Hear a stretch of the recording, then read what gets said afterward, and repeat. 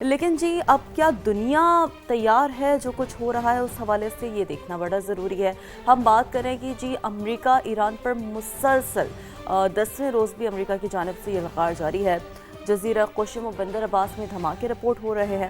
Chabahar, کنارک اور شیراز کے علاقے بھی لرز گئے ہیں۔ بوش شہر کی بات کریں جہاں ایئر ڈیفنس سسٹم فعال ہے اور امریکی سینٹ کام کے مطابق ایرانی فوجی کمانڈ مراکز میزائل اور ڈرون لانچ کرنے والی جگہوں اور جو فضائی دفاعی تنصیبات ہیں اسے باقاعدہ طور پر نشانہ بنایا جا رہا ہے۔ بالکل ایسے ہی، اور دعویٰ کیا گیا کہ آبِ ہرمز میں تجارتی جہازوں کی آمد جاری ہے۔ مئی سے اب تک تقریباً 900 تجارتی جہازوں کو محفوظ راستہ دیا گیا اور اسی طرح 45 کروڑ بیرل تیل کی منتقلی میں مدد فراہم کی، جبکہ ایران کا آبِ ہرمز مسلسل بند ہونے کا دعویٰ۔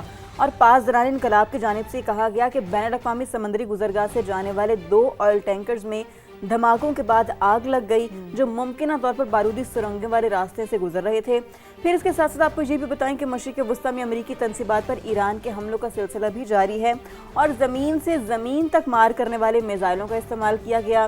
کویت میں عرفجان ایئر بیس پر حملہ کر کے امریکی میزائل سسٹم تباہ کر دیا گیا اور السلام ایئر بیس میں MQ-9 ڈرون ہینگر ٹارگٹ۔ پھر اس طرح بحرین میں امریکی پیٹریاٹ دفاعی نظام کو بھی نشانے پر رکھ لیا گیا اور اس کے ساتھ ساتھ امریکی ریڈار اور ایئر ڈیفنس سسٹم تباہ کرنے کا دعویٰ بھی کیا گیا ہے۔ تو دونوں سائڈ سے جو ہے نا وہ کشیدگی برقرار ہے، دونوں سائڈز پہ جو ہے نا وہ بہت سارے ویریبلز انکلوڈڈ، سچویشن بہت ہی زیادہ فلوئڈ ہے اور اگر ہم یہ کہیں کہ بہت کمپلیکس ہے تو یہ بھی غلط نہیں ہوگا، ظاہر ہے۔ اور پھر دیکھیں نا ہم سچویشن کو تھوڑا صرف بھی اگر انالائز کریں کہ ایران پر تباہ کن حملے صدر ٹرمپ کی ہدایت تک جاری رہیں گے۔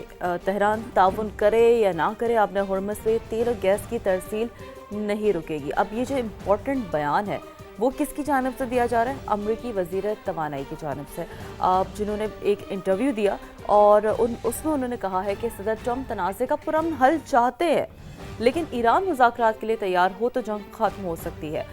فاکس نیوز کے مطابق واشنگٹن میں ایران کے خلاف ممکنہ بڑے آپشنز اور آپریشن پر غور جاری ہے اور جنگ میں جو توسیع کا فیصلہ ہوا تو اسرائیل کی شمولیت کا امکان ہے۔ حملے پہلے سے زیادہ شدید ہوں گے۔ مشرق وسطیٰ میں مزید فوجی طیاروں کی